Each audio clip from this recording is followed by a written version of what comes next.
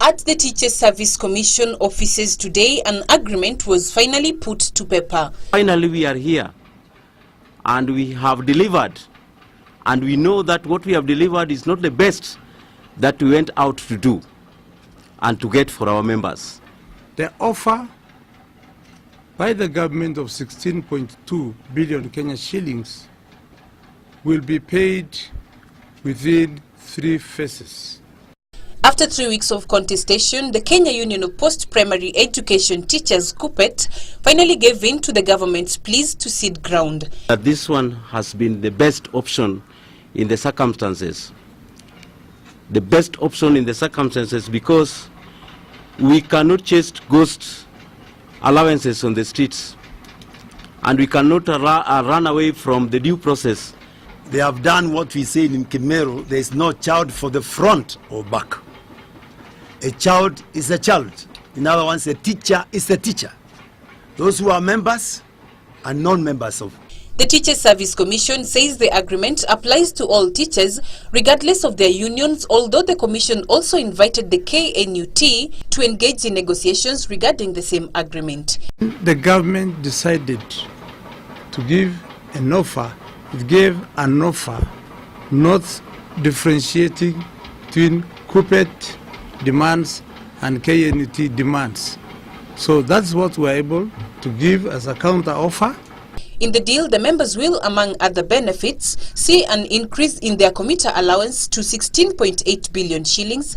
A sum of 3.6 billion shillings is slotted for the employment of 10,000 new teachers, a 100% increase of the teachers' responsibility allowance, and a total of 326 million shillings set aside for teachers in special schools allowances. And the reason why we insist on these structures, established structures, is to ensure that all public servants do not get allowances which differ from others. The government has also agreed to give each visually impaired teacher a 15,000 shillings reader's allowance, and also says it's already in talks with the NHIF to harmonize the teachers' medical allowances. TSC and the Education Cabinet Secretary Jacob Kaimenyi, during the signing of the agreement, called on the parallel union KNUT to cede ground, declaring the government's willingness to negotiate with the union that has maintained its hard-line position in demanding for 47 billion shillings in allowances. I really want to urge NAT, on behalf of the Ministry of Labour and Social Services, that we are ready to actually bring them together with NAT so that we can dialogue around the issues that have actually led to this strike in the first place, and so that we can also end up with an agreement like the one we are signing here today.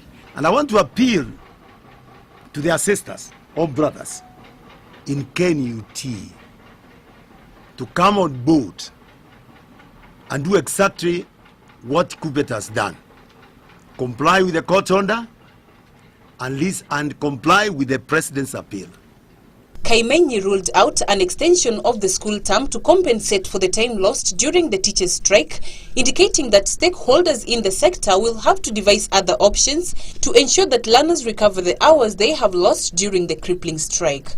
We see it as a challenge, but it's a challenge we can overcome. And we shall overcome. We will sit down with stakeholders and agree on the best way possible, on best way forward in terms of addressing that concern. And I think we will do it. The Teachers Service Commission, on the other hand, called on all county directors of education to take disciplinary action against teachers who are still on strike, stating that the teachers risk losing their jobs. And those teachers who are not happy with the teaching profession are encouraging others not to go on teaching. They can as well be dismissed, which is a mandate of the Teachers Service Commission.